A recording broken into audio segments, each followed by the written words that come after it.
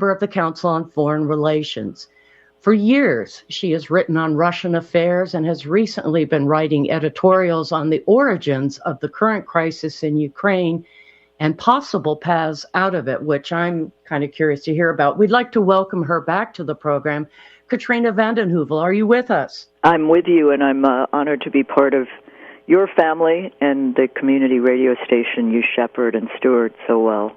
Thank you for having me. Thank you so much. Yes, it's great to have you with us again. It's been almost, I think, a year ago this month. I think that's right. You joined us. Yes, and during that year, your father passed away, so we want to offer our condolences. Thank you very much. He was a wonderful man, a great influence on me. He had a good life, died at 91. He said to me once when he was at 90, he said, if I was 80, I would try to bring peace to the world. Do you want to tell us a little bit about your dad? I know he served in the Kennedy administration.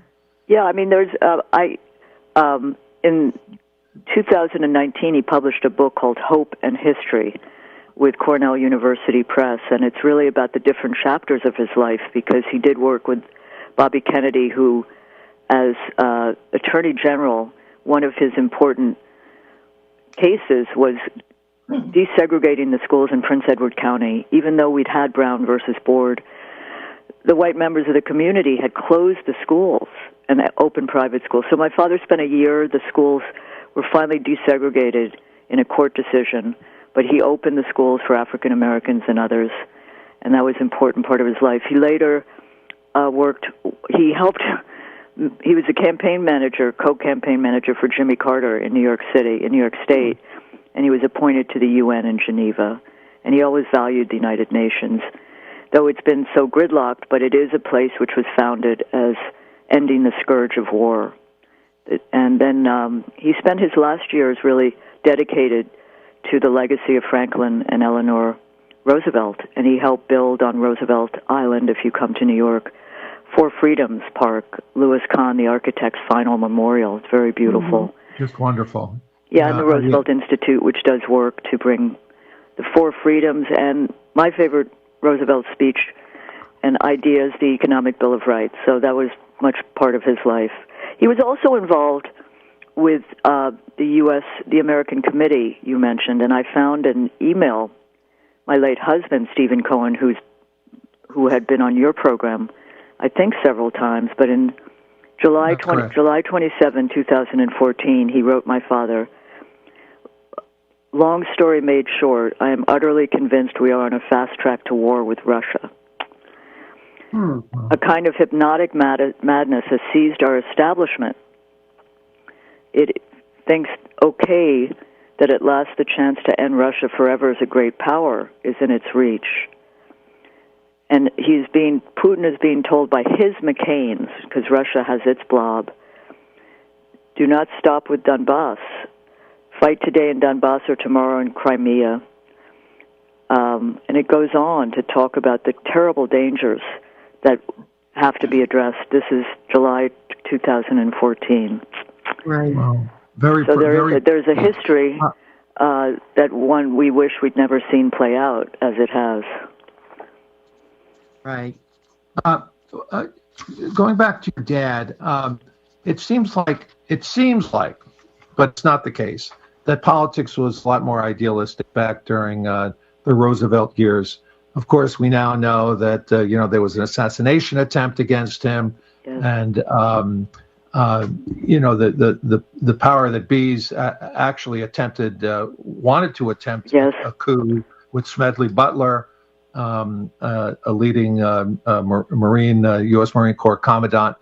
But that, knowing that we over-idealize the past, how do you think your father would regard politics now, as divisive as it is, as cynical as it is, as much as it is waged by television pundits at Fox and on MSNBC, the right and the left, with as much false information as there is, with as much disinformation as there is? How do you think your father would regard all this?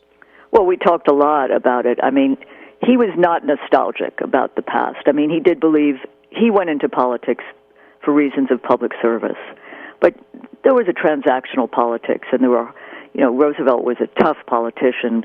Bobby Kennedy and John F. Kennedy, I mean, it was, this was not idealism. There was idealism, but not at the forefront, and it required, the movements of the time. He believed he was dismayed, horrified by the crassness, the money. The money is a different, piece of our politics today. I mean, huge amounts of money. He knew that there were Father Coughlins, in Roosevelt's time. They didn't have the platforms, but they were as full of hate toward the Roosevelts. They were called names, the Roosevelts.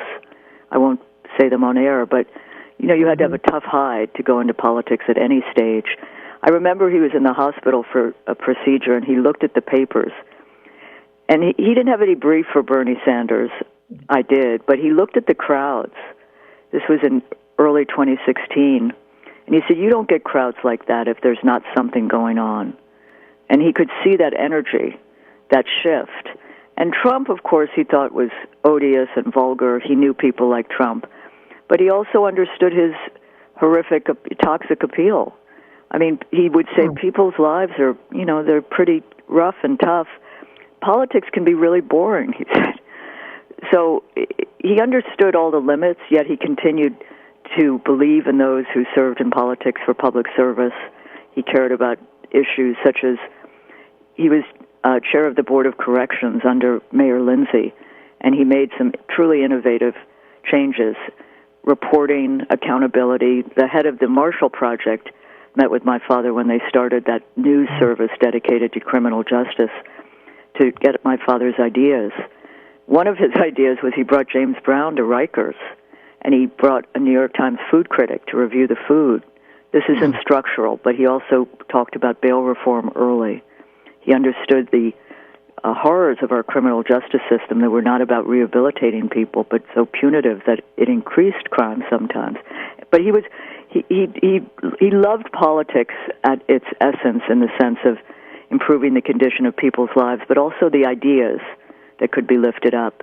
And I think we've become even more transactional in our politics. Right. If you've just joined the program, it's 7 minutes past the hour. This is Heroes and Patriots, our normal time to be with you. And we are speaking with Katrina Vanden Heuvel. She, of course, is speaking about her father, William.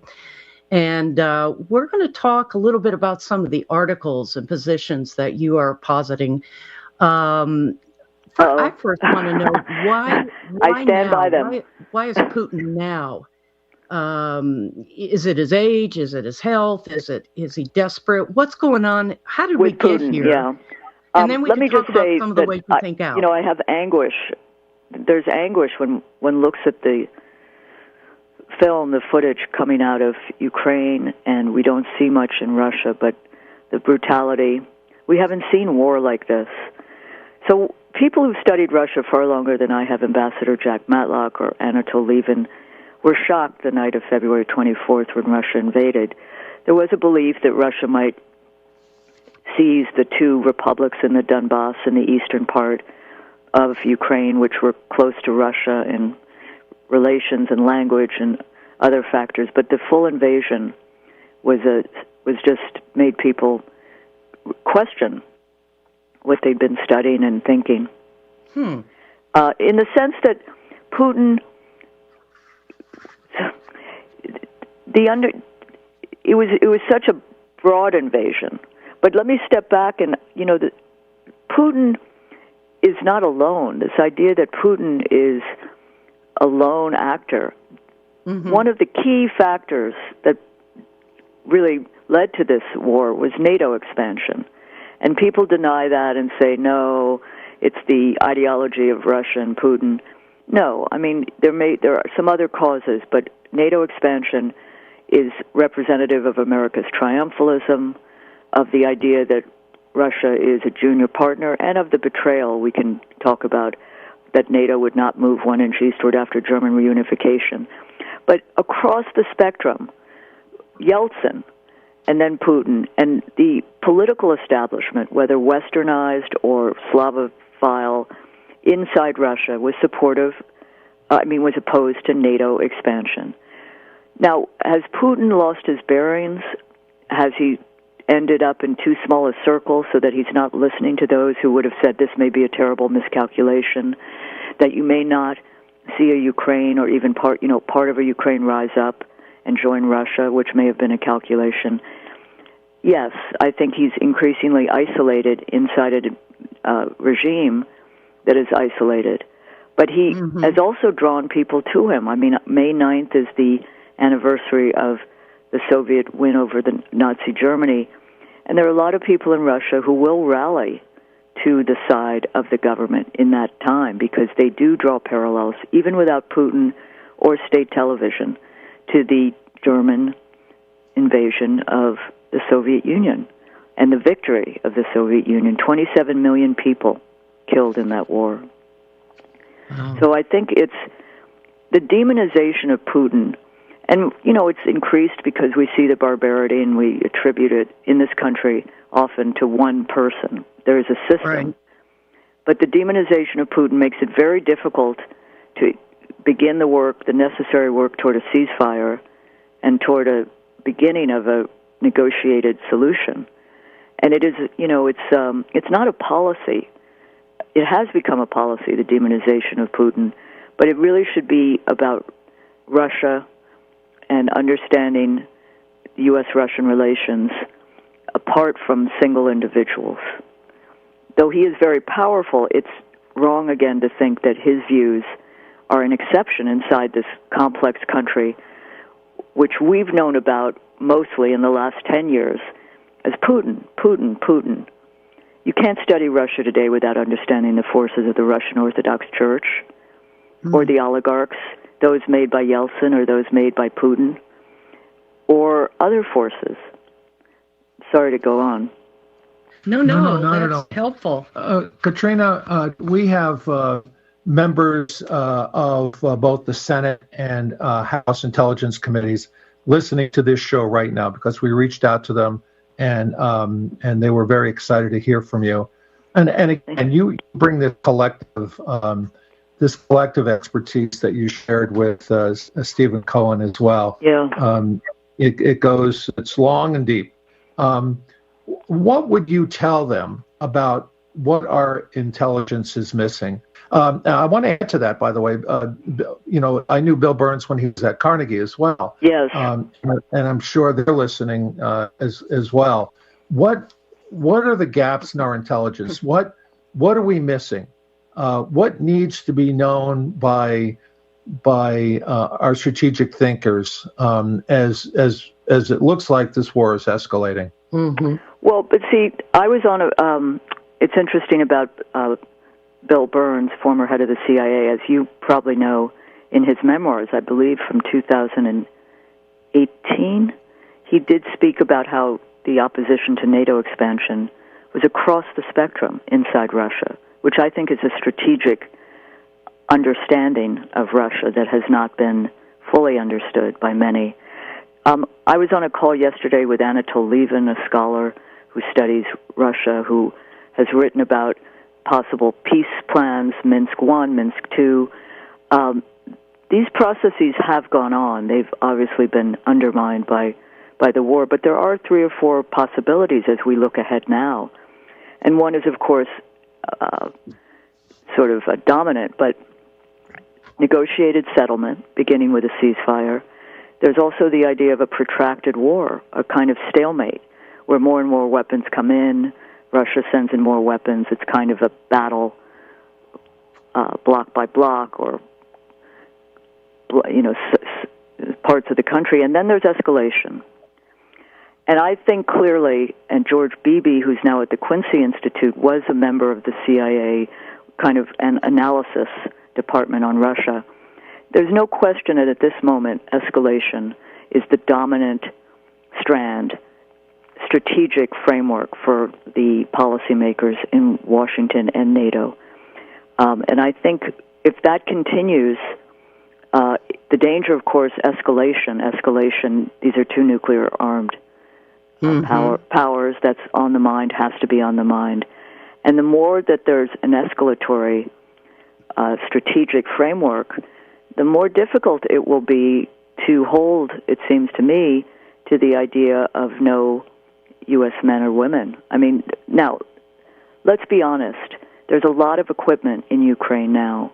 I think it's with the latest of 33 billion or 20 billion of that weapons.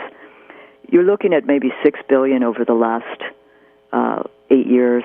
But what we're not seeing until today, I mean, we've known, but the New York Times today reports that maybe you've seen this, but U.S. helped Kiev in targeting Russian generals. Yeah, right on the front page. Right on the front page, reported last night.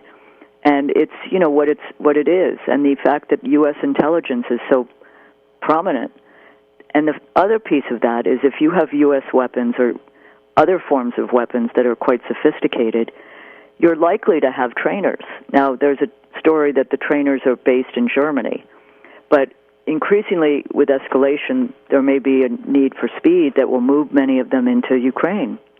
So, in essence, as we talk now, it's hard to call this a Russian-Ukrainian war because it's become a U.S.-NATO-Ukrainian war.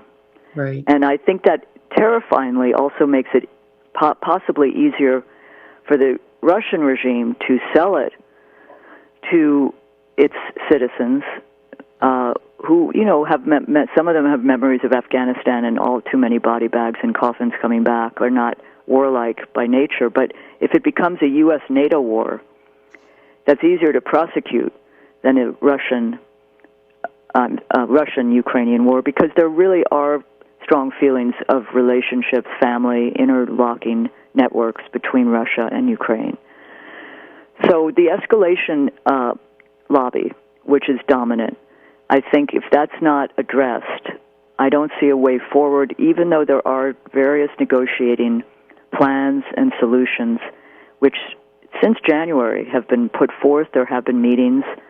They've usually not come to much. There doesn't seem to be any back channel.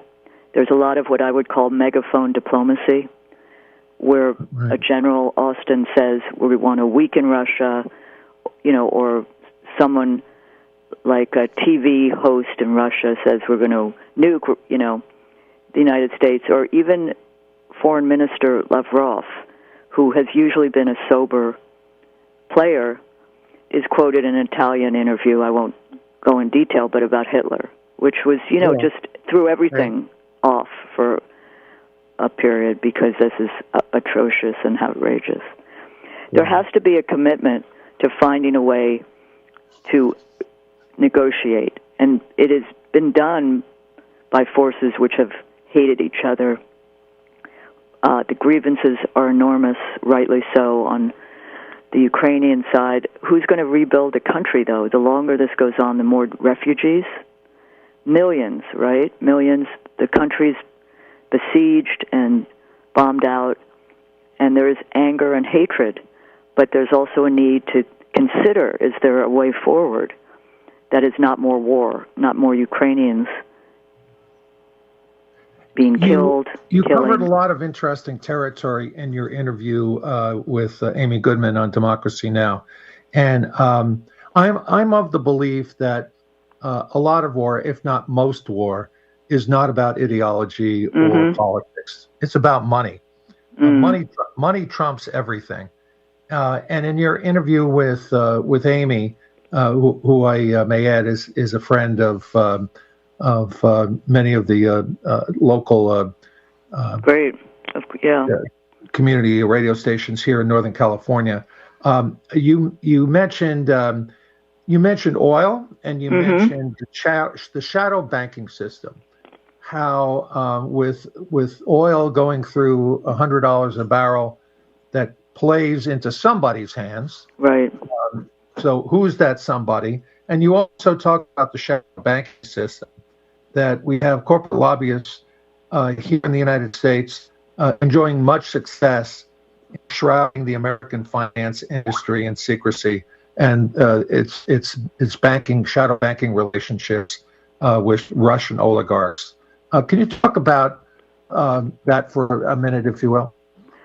Well, over the years, there have been scandals with the oligarchs to begin with that. I mean, the Bank of New York story was one about more than 2 decades ago, and there was some good reporting, but there was, lots of offshore money being laundered.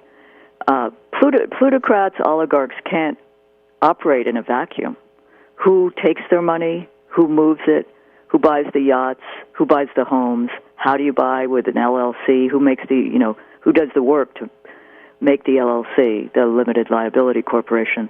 So it's been a myth that these oligarchs haven't been interwoven into the banking system of this country, of London, of many other countries, which we're beginning to see some transparency about. Internally, politically, there are two. The original Yeltsin oligarchs are the ones, by the way, who have been more outspoken against the war. Putin created his own, but it really was the original oligarchs who looted the country, and looted Russia with the assistance of Western banks and legal firms. On the other issue of oil, more broadly, it's probably worth mentioning sanctions. I think America at this moment is heavily involved in the over-sanctioning of a lot of countries, which usually fail, and in failing target ordinary people. The oil piece is a commitment to a form of sanctions which will hurt some people, but as you noted, benefit. It will, will it benefit a Russia-Chinese relationship? That's going to be interesting to watch. Many countries need oil, and they're not part of this Atlantic war, so they're not boycotting. But Germany has announced a boycott till 2022 of Russian gas, oil, I believe. But the fact that it's still moving, it's unclear. I'm more focused, to be honest, on the military-industrial complex. It's many other things, but it's military, media, congressional, because the money that is being...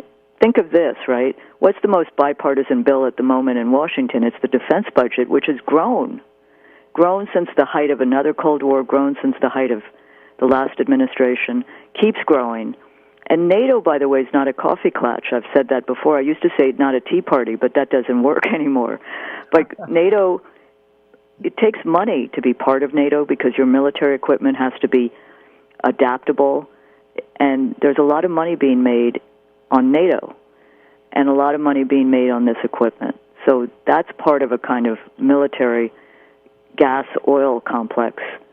But it is a lot of money being moved around. And I will say that, both countries, Ukraine and Russia, and by the way, our country, Ukraine has its oligarchs, and Zelensky's very close to one of them, Holmosky, I believe. But they were created in the corruption of the the collapse of the Soviet Union. And it's to be honest about Ukraine. It has a lot of issues and problems, and that has been overtaken by the heroism, the courage, the resistance. But I don't think it's honest reporting not to focus on some of the real issues inside Ukraine, even as one resists and opposes war and seeks a way out of that. Yeah, Norman Solomon in our last show talked eloquently about just the ballooning military budget, even under Biden, that there's really no difference between Republican or Democratic administrations. It's really all about military budgets. It's all about the money. It's all about the hundreds of billions of dollars, and now towards modernizing the nuclear arsenal. Yeah, I mean that's just. But think of this: that we at the beginning of the COVID pandemic, and I believe yesterday was noted 1 million people have died from the epidemic, and that number has moved around in weeks earlier. But so we're facing a pandemic. And the idea of security, what is security, was being tested. And the idea of climate crisis as an existential security threat, of pandemics, of proliferation of nuclear weapons, of global inequality, of poverty. Now we're seeing food shortages. But this isn't going to be met by more weapons. And I do feel sometimes, especially in the week of the Supreme Court leaking about reproductive rights, that we're going backwards, not forwards. I was reading the other day, 40 years ago, the Olof Palme, who's great Prime Minister of Sweden committed to common security, convened a group to discuss alternatives to militarization and the military concept of security. And that has had its ups and downs, obviously. We've been involved in too many wars, endless war. But the idea of common security, mutual security, is something that had more resonance, it seems to me, than today, because there isn't kind of militarization of thinking that overwhelms and is overarching as we talk about this war, and also the challenges we face, right? Which this war is making more difficult to deal with: food shortages, for one, refugee crisis. Military isn't going to help that. I wish your husband Stephen Cohn were here on this conversation. I'm trying to channel some questions for him. He was a marvelous. He would have been, He also, as we all should, the history. It's not about absolving, those who launch wars, but it's about understanding so as to avoid future wars. But this didn't happen in a vacuum. Right. And the fact that the fact that we've reissued his book, War with Russia, ? Out of respect, it's a memorial edition, but we didn't change the question mark. But he published that in 2019. Right. Wow. And it's eerie, painfully prescient in some places. I wonder what Stephen would say about, again, this theory that it's really less about politics and ideology than it is about money. I go to bed and keep myself up at night looking at the ceiling, thinking about things like, is there a U.S., Russia, Saudi Arabia axis of evil? Right. When it comes to energy shortage. Now we're going to have food shortages. Whenever you have huge catastrophic events like this, somebody makes money, and somebody makes a lot of money. I used to work on the floor of the New York Stock Exchange during my career, and on the COMEX and on the NYMEX. And I've seen huge moves in commodities, caused by just the hint of a shortage. And now we have real shortages. Somebody is making money. The question is who, and is that all coordinated? What's going on in the shadow banking system? I also hear, this is not corroborated, but cryptocurrency is deep into Ukraine. Exactly. And I think that's worth investigating. But there's no question there are forces in this, not for the freeing of Ukrainian people, but to make a buck. Now, Steve, I think that didn't interest him as much. What interested him was the triumphalism of the United States, the kind of idea that, first of all, America's ideology is to believe it doesn't have an ideology.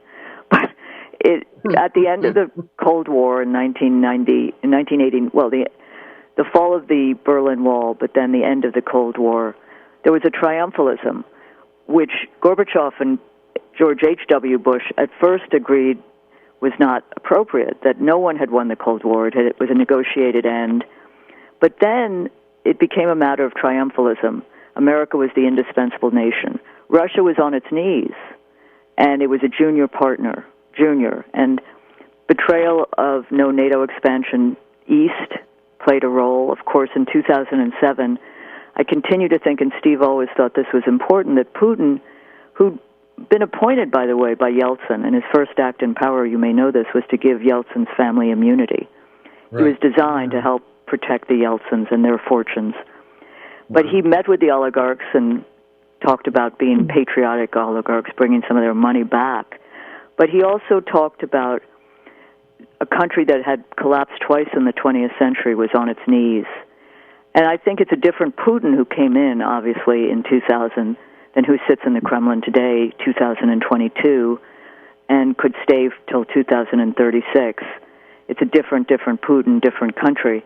But his speech in Munich at the Security Conference, which is a big deal in 2007, he spoke about this was no longer a unipolar world, that Russia had been betrayed several times, and it was back. it wasn't going to be the junior partner anymore. And Right. John McCain and Joe Lieberman and Merkel were in the front seat. And I think it sent a shiver of fear through them that Russia was back. And that Right. played a role in the next year's NATO summit, where Georgia and Ukraine were given sort of false fast-tracking because of problems in their country. It would have been difficult to admit them to NATO at that time. Katrina, we have a couple callers for you. Okay. And I just want to mention that you're listening to Heroes and Patriots. It's 30 minutes past the hour, and you're listening to KMUD.org. Let's take the first call. Please be brief with your question. I think it's, yes, thank you. I think it's me.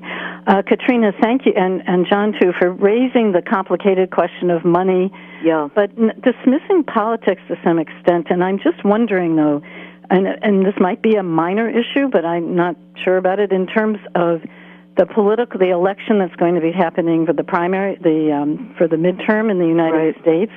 Is that pressuring more of this strategic escalatory framework that the Biden administration is pushing, especially and others, especially because the war is so popular in the United States, protecting Ukraine, for maybe perhaps with all the wrong reasons, but still happening. I'm just wondering, because I'm trying to think where the impetus, pressure, like where the drive. I'm just wondering more yeah. about that, because otherwise, I don't see a way out for this entire year, and I'm just wondering, in light of that, where is the way out? Where is It's a very the good popular question. movements? Very good question. As I said earlier, the escalatory lobby, is dominant inside Washington. It's not. There is mixed polling. If polling gives us some insight, not fully, but there's insight that this isn't as popular as it. Certainly, escalation isn't that popular. There is a sense of defending Ukraine and its heroic resistance against Russia, especially Putin. When you counterpose Zelensky to Putin, obviously Ukraine, Zelensky, popular. But in large swaths of this country and in some of the key states in the midterm, it's complicated. And I think if you see more stories like this one about U.S. intelligence guiding Ukraine's killing of generals, and there are more killings of NATO U.S. forces that become public, there could be a turning away. Biden's last holdout right now is no-fly zone, right? And men and women to Ukraine. The no-fly zone may be the next thing to go, in the sense that there's such lobbying to do it. So Biden doesn't have much countervailing force. There is a popular lobby for increasing escalating. If it fares badly at the midterms, and the polling continues to show, by the way, that Biden isn't getting a real bump from it, that other factors play higher, like inflation, which, of course, Biden and Democrats hold out as Putin's tax, Putin's inflation. If it fares badly, this Ukraine issue, the escalation, I think you could see some motion toward a ceasefire negotiated solution. Negotiated solution sounds easy, too, but it could be very tough. You have to have some face-saving mechanisms, but it could be very tough, and it's a matter of people selling it to their country. Right. And, of course, by the way, I haven't mentioned the big word, neutrality. Zelensky, over and over in these last months, has said Ukraine will abide by neutrality, which means not joining NATO. That's a big issue, and that seems to be something that you could work on. Right. So I think we have to see what it's going to look like in the midterms, and the continued how this fares inside Ukraine, how much more U.S. gets involved, and I don't think America wants that. Right. For better or worse, there's a kind of not our men and women, and fear of a World War III if one does no-fly zone. Before we take a brief break, we want to get that second call in for you. Caller, if you're still on the line, please go ahead with your question. Good morning. Good morning. Good morning. I want to thank you all for organizing this exceptional program. Ms. Vandenheuvel, thank you for your time. My name is Mark Herbert. I live in Mendocino County. we're experiencing here in Northern California what I'm sure many people are experiencing throughout the country. I think a lot of Americans misconstrue the nation as a bunch of just real large cities, but we're a bunch of small towns. Small towns have disappeared. We have no relative news here in Mendocino County. All of the newspapers of weekly publication now are all intermingled under the same management. We have two independents, the Mendocino Beacon and the Anderson Valley Advertiser, but they are seen as outliers. One is electronic, the other is viewed with askance. That being said, there's an issue that's been undercovered here in Mendocino County for the last 2 years, and that it was a massive investigation, a RICO investigation of law enforcement. The sheriff of Mendocino County, his undersheriff, and this from the Federal Bureau of Investigation for interfering with commerce involving cannabis. And we've also seen now a near elimination of California's most premier product, which was cannabis. As cannabis has become legal, we are seeing a diminution of our culture here. I'd like to ask you if you could please address with your publication some investigative reporting about the corruption of law enforcement and the degradation of the cannabis culture in Mendocino and Humboldt and Trinity counties. Well, we've certainly done a lot about cannabis, and the corruption of that industry in your counties would be something to look at. The issue of the sheriff and the undermining of an investigation. There was a national story in the Washington Post just the other day. It was out of L.A., but other stories about the sheriff literally attacking the journalist, the investigative journalist who was doing the reporting.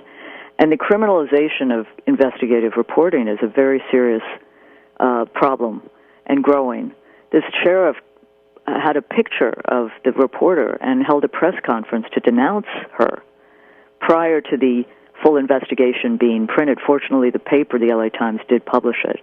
But I do think the weakening of an independent press and the gutting of an independent press by private equity firms does portend some danger if you're having these attacks on media. And I believe the nation, the country, the United States media is number 44 in press freedom, which is not high by Freedom House. And I think we do a lot of looking out at the world, but we have a lot of issues at home.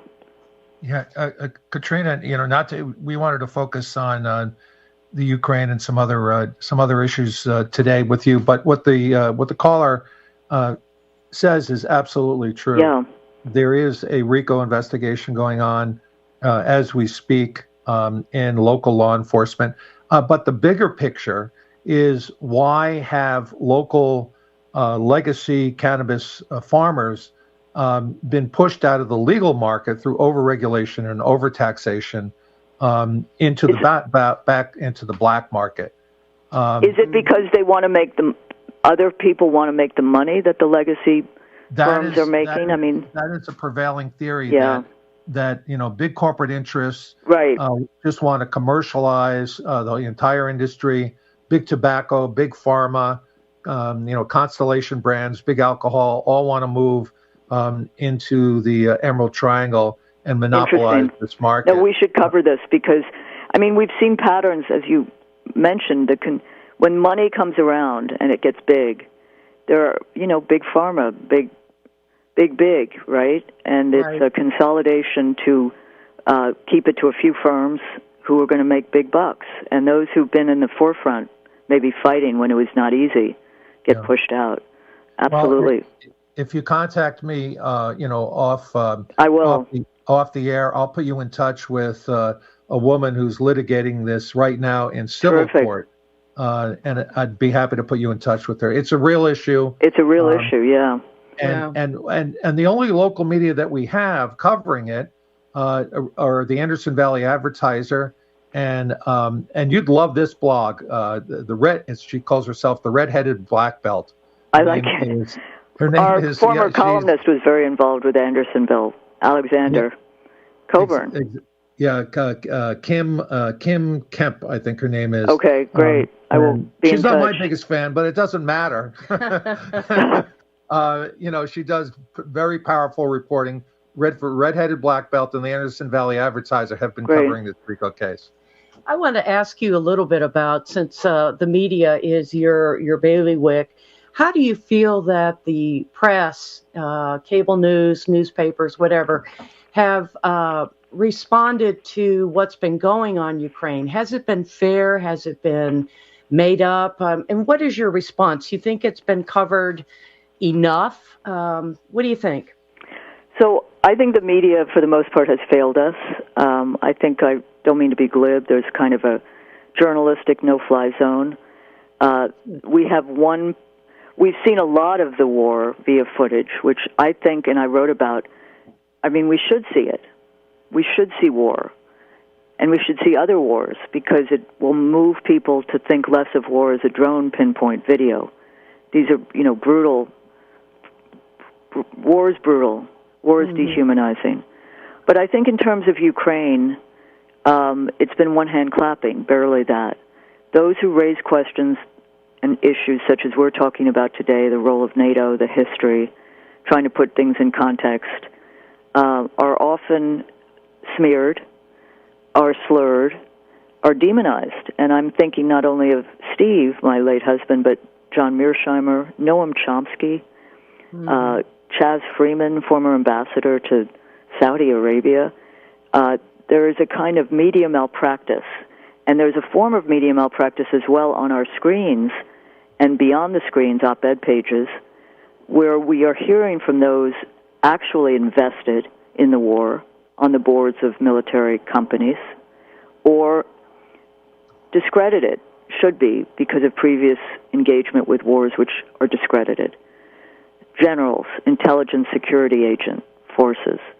And I think we need an intelligent discussion. We need people who have some expertise, though, even there they select those with narrow points of view. Right. So I think we bemoan the absence of diversity of thought, again, in other countries, but on this issue, it is almost a suffocating consensus. And it isn't helpful in terms of thinking about security, in thinking about moving forward into a new world, and it's locking us into old paradigms of... Does the Council on Foreign Relations look at this from an ideas perspective and policy and so forth? You're a member. I know, I'm always... I'm a, how to put it, a derelict member. I will say, however, that in the context of what we're reading, there's some horrific stuff.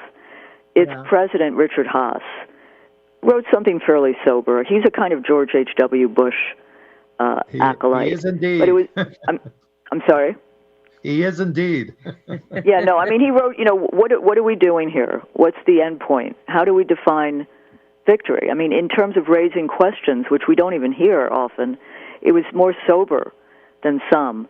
But, Mearsheimer is interviewed by The New Yorker, and the interviewer is someone who fillets people as a métier. And Mearsheimer kind of looks, as if he doesn't have any human thoughts about Ukraine. Of course he does, but he wants to make clear that he still stands by his view that it took two to start up this war. Now, that's his point of view as a great power theorist. And he wrote a very important essay in 2014. Yes, it's somewhat different after the beginning of this war, but how the U.S. is responsible for Ukraine. And and Noam Chomsky, a very serious, sober, but he said a few things which people just jump on.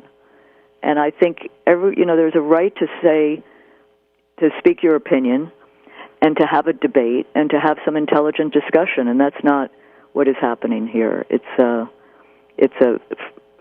framework designed almost as a rhetorical no-fly zone, and if you get into that space, you're kind of shot down. Katrina, and by the way, just at the press conferences as well, Mary, you asked. The press conferences, most of the questions are how many more weapons will be sent. What's the escalation situation. You don't hear very much asking about, are there any attempted negotiations? Is there a road to a ceasefire? Are people talking? Is there a back channel going on?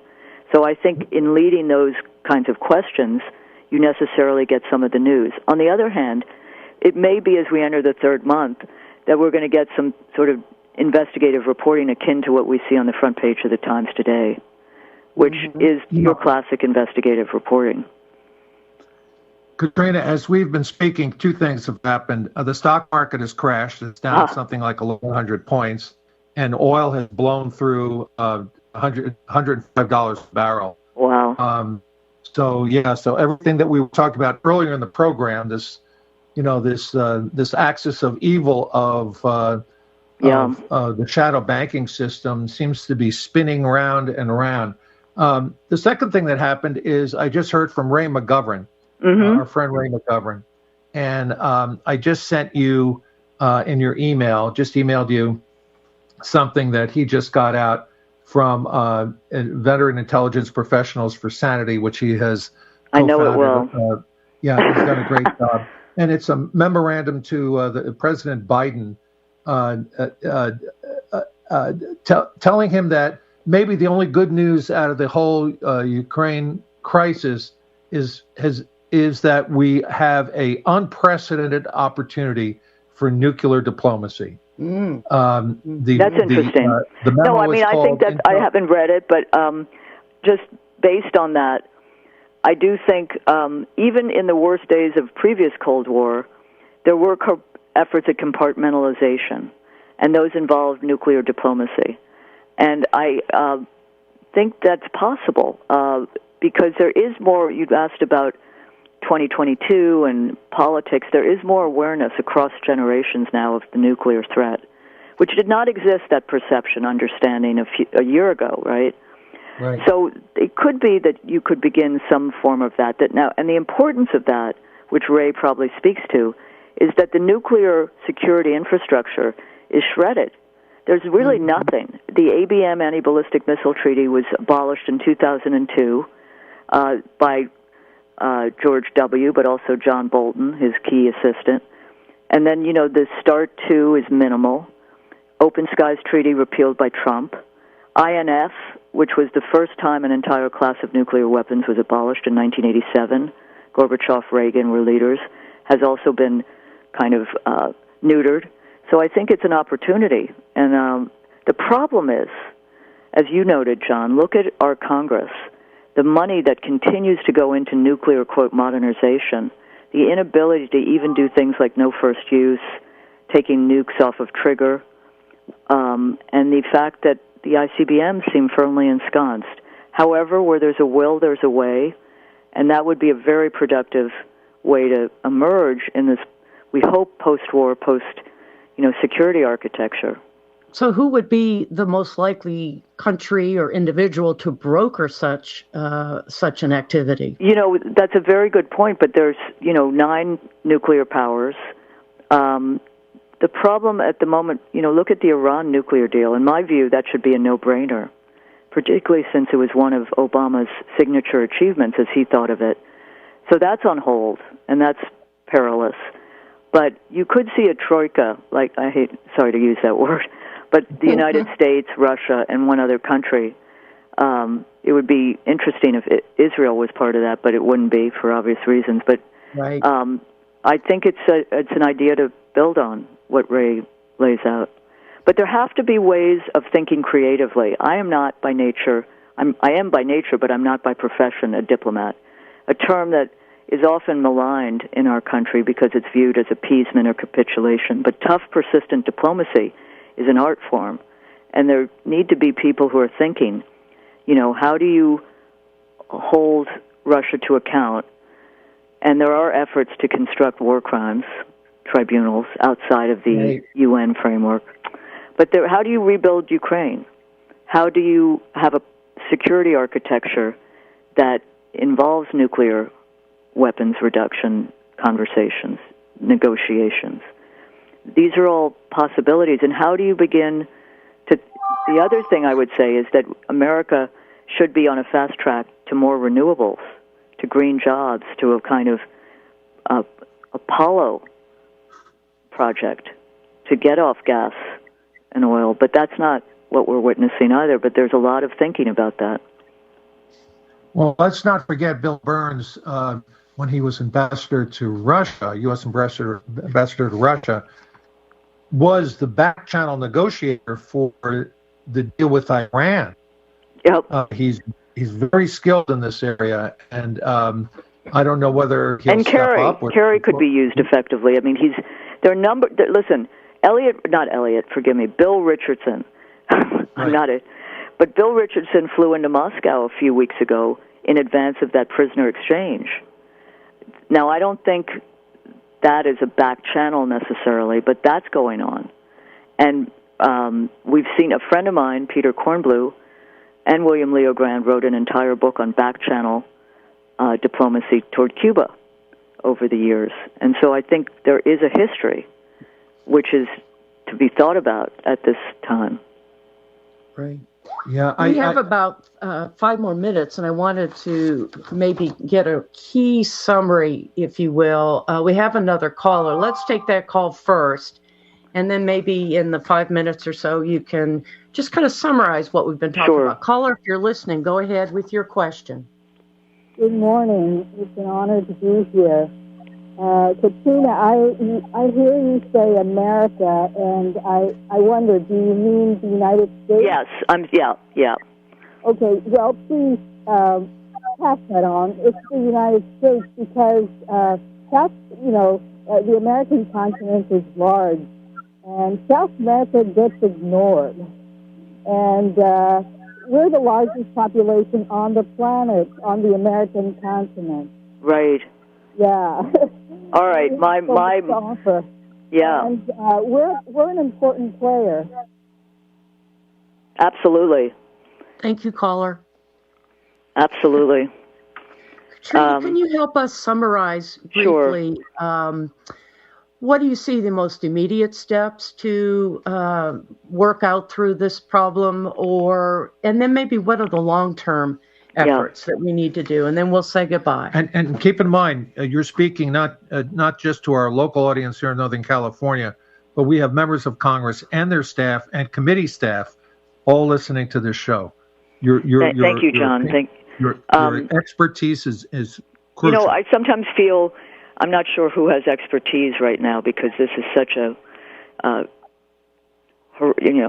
it's complex in ways that is testing even those who've studied Russian diplomacy, Russian politics, U.S.-Russian relations for decades. So it's testing everyone. I begin, with I've been visiting.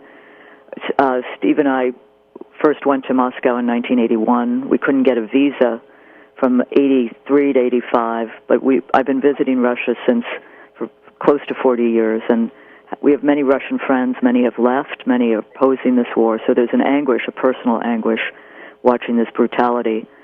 A ceasefire is urgently needed, and a ceasefire toward a negotiated resolution.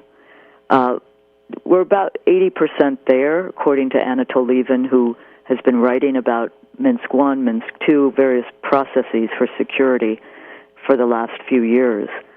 At the heart of this process would be neutrality, independence, sovereignty for Ukraine.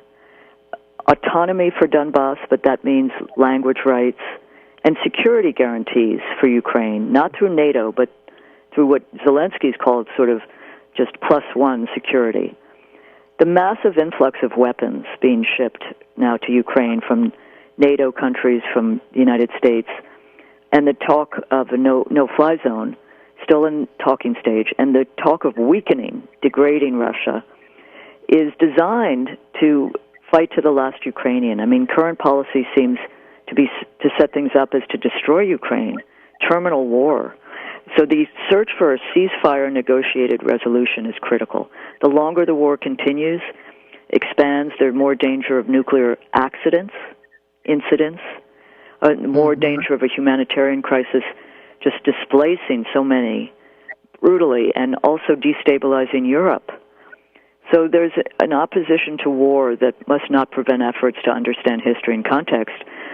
NATO expansion should not be denied as one of the key issues.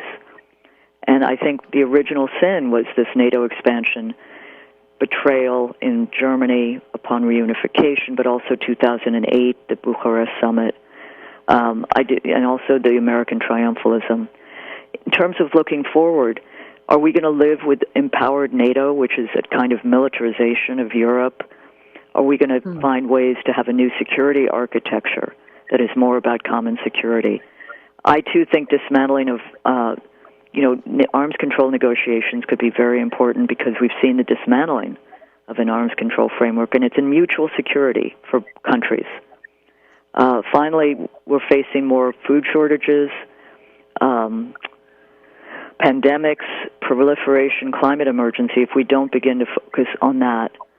And I guess I would say, I'd quote, I don't know if John F. Kennedy wrote this line. It might have been John Kenneth Galbraith or Richard Goodwin, his speechwriters, but never negotiate out of fear, but never fear to negotiate, I think is maybe too distant, but it's also relevant because if face-saving, human-saving, and also, it's something to subscribe to.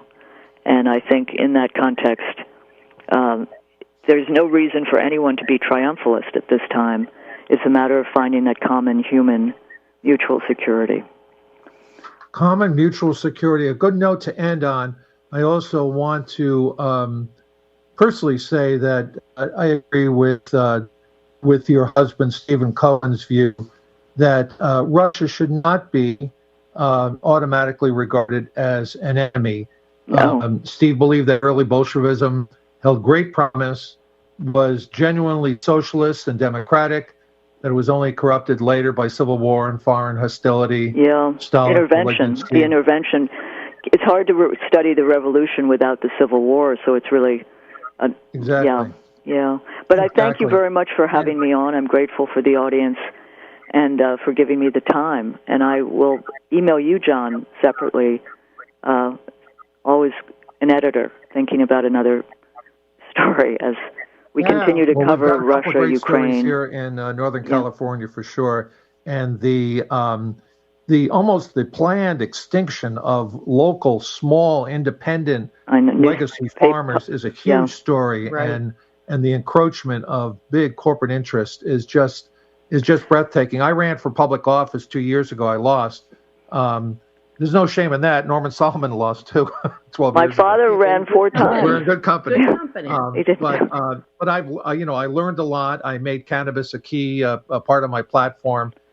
We've got a lot going on here. Great. I want to thank you so much, Katrina, for being on the show, for being accessible, for bringing your expertise to the world on the various platforms on which you speak, in the Washington Post or on MSNBC, et cetera. Thank you very much, and appreciate the time and the space, and wish you all the best.